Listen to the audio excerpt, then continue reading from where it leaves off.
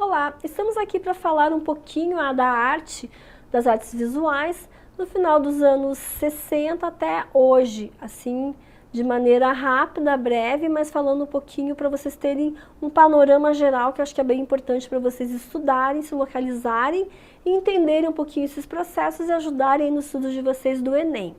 É importante falar que antes a gente falava artes plásticas no sentido tradicional, tínhamos pinturas, desenhos, esculturas, gravuras. Hoje a gente tem vídeo, performance, rap, instalação, videoarte, intervenção urbana. Então a gente tem tantas manifestações artísticas que não dava conta mais de falar de artes plásticas, né? Essa coisa mais fechada, a gente tem artes visuais porque fala da visualidade. E a gente começa aqui então falando do hiperrealismo, tá? O realismo é assim, importante a gente também pensar aqui que a gente passou por um período muito grande da história da arte, 20 anos, no caso 60 e 70, em que a arte ela se desmaterializou. Não tinha mais sentido pintar, né?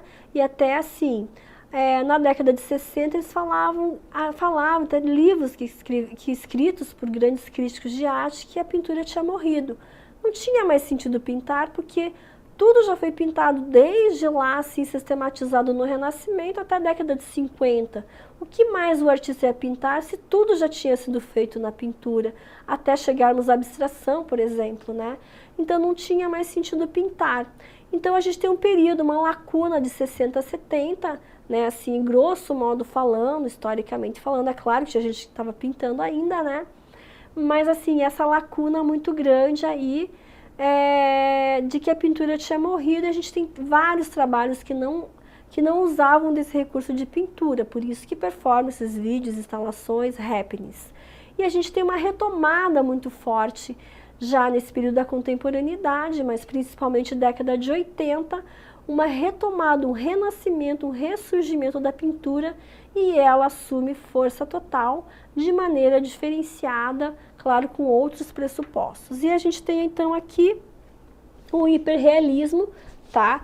Que é assim a retomada do realismo, da busca de representação fiel da realidade no seu extremo do detalhe. Então, se a gente tinha o realismo na pintura, isso assim vinha desde lá do Renascimento, que era a busca fiel da cópia da nossa realidade concreta, aqui a gente vai ter que é o exagero, é uma obra extremamente realista. E a gente tem um representante muito importante aqui no Brasil, que é o Gregório Gruber, que ele tem obras da cidade de São Paulo, um retrato assim meio de uma cidade vazia, muito contraponto, assim, né? Porque São Paulo é a cidade mais habitada no Brasil, né?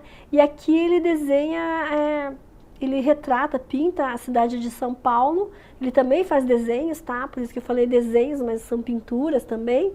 E ele retrata aí uma cidade vazia, parece quase abandonada, que não tem quase ninguém, né? Tem pouquíssimas pessoas andando ali, provavelmente assim, a São Paulo num feriadão assim, emendado, que não tem ninguém na cidade mesmo, né? Então ele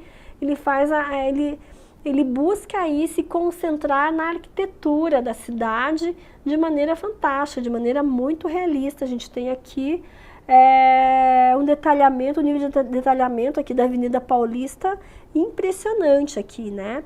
E a maioria das pinturas dele sempre nesse caráter. Algum fragmento, algum olhar, um recorte da cidade praticamente fotográfico. O trabalho dele remete muito a esse trabalho fotográfico mesmo, tá?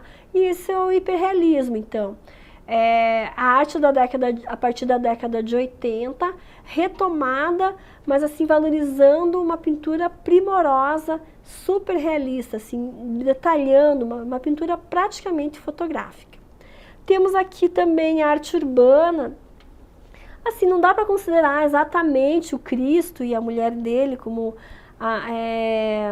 artistas urbanos, mas se pensarmos na essência do trabalho deles, sim, eles são artistas urbanos porque o trabalho deles sempre envolve essa intervenção na cidade, ou seja, o trabalho deles é essa realização desse trabalho, dessa configuração na cidade. E aqui a gente tem do lado direito, então,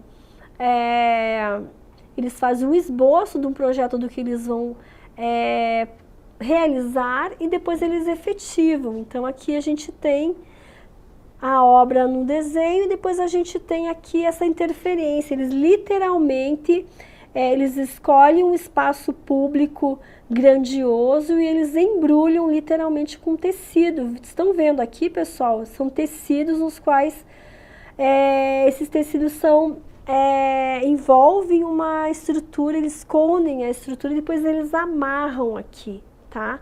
Então é uma arte urbana super interessante. Primeiro eles concebem no papel, depois eles veem se tem autorização para realizar essa obra e financiamento, porque não é uma obra barata. Imagine quantos metros e metros e metros de tecido e de fios para amarrar uma obra dessa, e fora que também pessoas para ajudarem a fazer isso, porque só uma escadinha não vai resolver, às vezes até o mesmo guindaste para suspender as pessoas para conseguirem fazer uma obra de tal grandiosidade, né? Então é uma obra que literalmente eles intervêm na cidade efetivamente, porque são obras públicas de peso, são obras estrategicamente escolhidas para eles literalmente embrulharem, literalmente intervirem na cidade, que causam incomodamento aí, as pessoas ficam incomodadas, né? Mas cadê a obra, né? Será que ela está coberta porque ela está sendo reformada? O que está acontecendo? É justamente a gente parar e observar, né? Às vezes a gente passa em um lugar e vê a obra, nem presta atenção. O dia que ela está lá coberta, a gente, pô, alguma coisa de estranho tem. Será que vão demolir? Será que vão reformar? Por que ela está coberta, né? O que é esse tecido todo? É uma maneira de chamar a atenção, a maneira deles se manifestarem no espaço público. Eles atingem um número maior de pessoas, porque no museu vai um público mais restrito, e obra pública, intervenção urbana, a gente atinge o público em geral. Então esse é o sentido da obra. Depois temos aqui o neoexpressionismo alemão, que é o novo expressionismo alemão. Então ele vem com uma nova roupagem. E aqui, claro, ele acontece a partir da década de 70, 80, tá? E mais uma característica muito importante. É o novo expressionismo, então o expressionismo, o alemão, que a gente conhece ali mais ou menos da década de 1800 e pouco, 1900, a gente tem a obra expressionista que valoriza a deformação das figuras e usa cores contrastantes, cores puras, fortes, fazem uso de cores complementares até. Então eles preservam muito isso, a deformação de algumas figuras, o uso de cores intensas, mas esses artistas estão carregados aí de um ranço da Segunda Guerra Mundial, assim como Beuys, né? Lá no movimento Fluxus, nas performances, tem ali um conteúdo crítico. Esses artistas também carregam essa herança e também tem um conteúdo crítico contra os traumas da Segunda Guerra Mundial, que a Alemanha é o principal aí, protagonista desse cenário de guerra. E os artistas aqui não são obras tristes, mas tem alguns artistas como Anselm Kiefer, é um artista contemporâneo que participou aqui do neoexpressionismo alemão e depois atua em outras linguagens, trabalha com outras linguagens também, e que ele vai muito abordar aí a tristeza da guerra. E a gente vai ver aqui então uma arte de Immendorf, um dos representantes aí do neoexpressionismo, uma obra extremamente contaminada por vários elementos aí, deformados, configurados de uma maneira extremamente bagunçada. Imagine que isso aqui é um café na Alemanha, né, que a gente vê até um pedaço de de uma mesa que foi quebrada, uma mulher aqui que está caída, então tá uma bagunça esse lugar.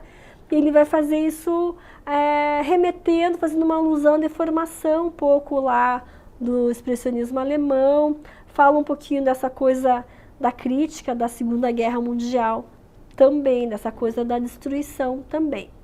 Temos aqui, né, o Baselitz. O Baselitz, se a gente for pensar no neoexpressionismo alemão, é um dos principais representantes do período.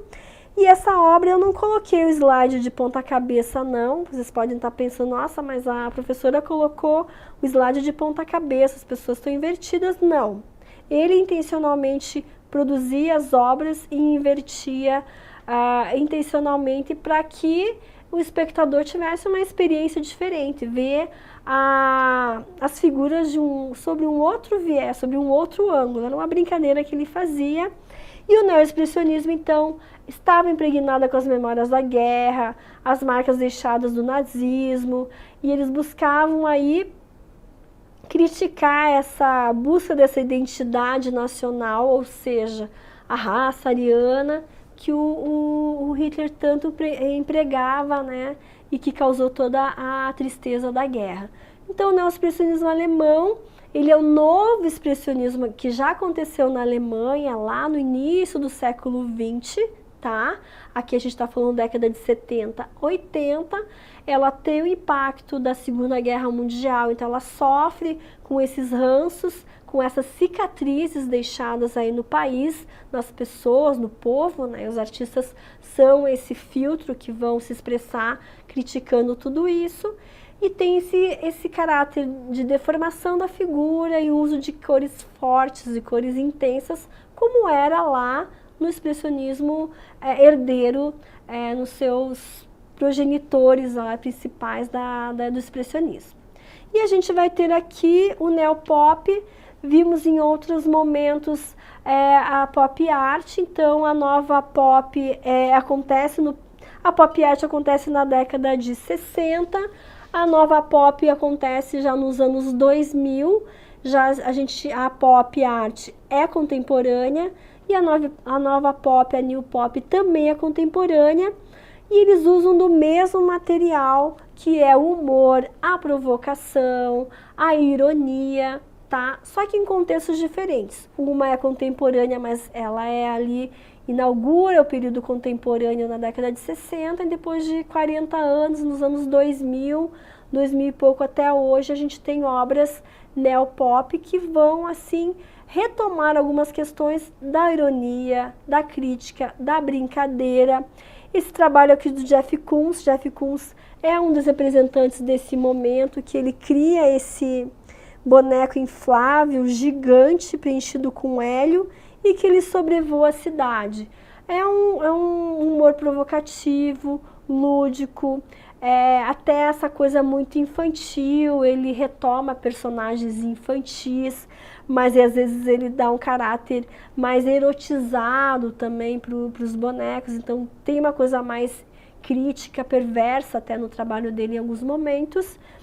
E tem aqui esse outro trabalho que ele faz esse coração aqui como se fosse um embrulho, parece um embrulho de uma caixa de bombom em forma de coração, gigante, como arte pública, né, de aço inoxidável, então bonito, com brilho, com pompa, mas ele se apropria como a nova pop, né, que se apropria de elementos do cotidiano, das coisas de consumo, se apropria aí de um presente, né? Então a pop art, ela é a nova pop com os mesmos preceitos do consumo, da ironia, da provocação, do humor, mas aqui se manifesta nos anos 2000 com outros artistas.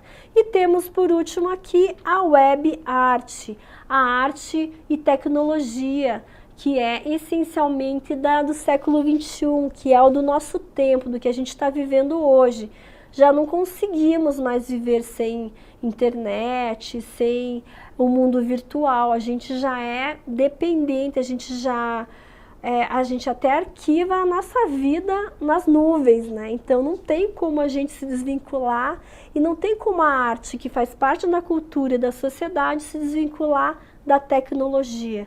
Então, a arte e a tecnologia estão aí intimamente ligadas. A web art está intimamente ligada com a arte digital, lida com a ferramenta da web, e ela vai aí manipular, reinventar, distorcer as relações entre o sujeito e esse ambiente virtual, né? Então você, na verdade, sim, não é só a arte que vai fazer com que ela se torne interativa, a internet, a web, ela já é por si só interativa. E a arte, os artistas usam essa ferramenta como meio de se expressarem também, porque ela por si só, ela já é essencialmente interativa, e é isso que os artistas gostam, e por isso que eles usam dessa ferramenta. E temos aqui, para encerrar a aula, o Gilberto Prado, que é um professor da USP, que trabalha com arte e tecnologia, e que o projeto dele é esse ambiente virtual interativo com vários usuários, ou seja, esse ambiente interativo no qual até 50 participantes interagem ao mesmo tempo e se comunicam por meio desse meio virtual, desse canal virtual. Então veja que, além da gente ter visto assim, obras que o artista promove, convida o espectador a entrar na obra, agora imagine um trabalho interativo da web, virtual, em que vários participantes conectados participam juntos. Então, cada vez mais você se utiliza desses meios para possibilitar o maior número de participantes na sua obra simultaneamente. Então, isso é fantástico para quem tem habilidade do uso dessa ferramenta e gosta de trabalhar com uma arte mais interativa por meio desse canal tão atual como o nosso. Então, para essa aula seria basicamente isso. Eu falei um pouquinho aí, né, abordei um pouquinho da arte ali do final dos anos 70, com o surgimento da pintura, que ela ressurge com toda a força, até a arte de hoje, que usa os meios de comunicação da internet, como a gente usa hoje, aplicadas na arte. Então é isso, espero ter contribuído um pouco para os estudos de vocês aí para o Enem. Até mais!